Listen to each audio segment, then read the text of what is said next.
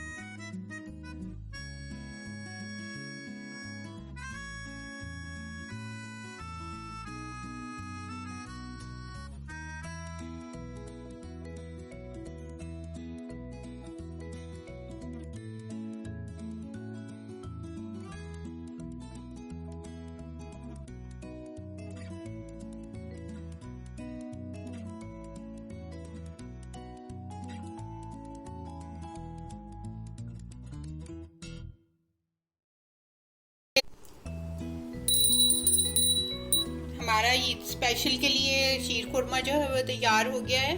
तो ईद अब सर पे खड़ी है और मैं आपको फिर भी ईद मुबारक पहले से ही कह रही हूँ कि आप सबको, बल्कि सब दुनिया में जितने भी मुसलमान हैं सबको ये ईद बहुत मुबारक हो और अल्लाह ताला सबके लिए बरकतों का बाइस हो। तो मेरे चैनल को सब्सक्राइब करें, लाइक करें और कमेंट्स दें। अस्सलाम वालेकुम वरहमतुल्लाहि वबरकातुहू।